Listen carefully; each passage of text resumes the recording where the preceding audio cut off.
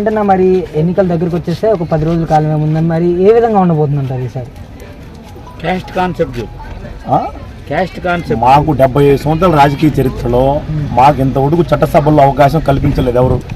మాకు జగన్మోహన్ రెడ్డి గారు మా ఒడ్డెర కులాన్ని తొలిసారిగా చంద్రగిరి సత్నం గారికి ఎమ్మెల్సీ ఇచ్చేసి చట్టసభల్లో నిలబెట్టాడు.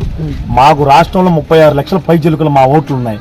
మేమందరం కూడా కలిసికట్టుగా జగన్మోహన్ రెడ్డి గారికి మద్దతు తెలిపేసేసి జగన్మోహన్ రెడ్డి గారికి మళ్ళీ పట్టం కట్టే విధంగా 2024 జగన్మోహన్ రెడ్డి గారు ప్రమాణ స్వీకారం చేస్తున్నాడు. ఇది తథ్యం.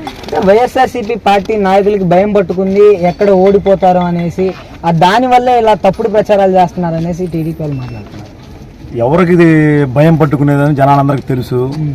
ఒక అవతాతలకి ఇచ్చే పెన్షన్ విషయంలోనే వాళ్ళ చుట్టాన్ని పెట్టుకుని నిమ్మగడ్డ ప్రసాద్ అనే వ్యక్తిని పెట్టుకుని ముసలోళ్ళని ఏ విధంగా ఇబ్బంది పెడుతున్నాడు రాష్ట్ర ప్రజలంతా కూడా చూస్తున్నారు.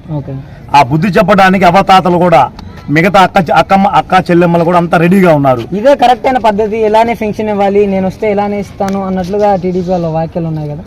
ఎట్లా ఏది కరెక్ట్ పద్ధతి? ఇలా బ్యాంకుల దగ్గరికి, ఇలా సచివాలయాల దగ్గరికి వెళ్తే ఇప్పుడు ముసలోళ్ళు ఉంటారు, లేవలేళ్ళు ఉంటారు, ఇప్పుడు వితంతువులు ఉంటారు, బ్యాంకుల దగ్గరికి పోలేరు కదా, చదువుకోలేని ఉన్నారు.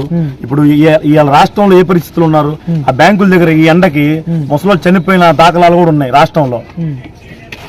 ఇది పద్ధతి కాదు. వాలంటీర్ వ్యవస్థ ద్వారాగా ఎక్కడా లేని విధంగా మన రాష్ట్రంలో వాలంటీర్ వ్యవస్థ ఇచ్చేసి ప్రతి ఇంటికి పెన్షన్, నవరత్నాల పథకాల ద్వారా జగన్ మంచి చేస్తున్నాడు.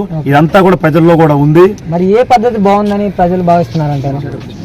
ఇదే ఈ వాలంటీర్ వ్యవస్థ బాగుందని చెప్పి ప్రజలందరూ కూడా స్పందిస్తున్నారు. అవతాతలు కూడా మళ్ళీ జగన్కే మేము పట్టం కడతామని చెప్పేసి తెలియజేస్తున్నారు. 2024లో కూడా మళ్ళీ జగన్మోహన్ రెడ్డి గారు అధికారంలోకి వస్తున్నారు. మా ఒడ్డెర కులం అంతా కూడా కట్టుబడి ఆయనకి వెన్నుదన్నుగా నిలబడేసి మళ్ళీ గెలిపించబోతున్నాం.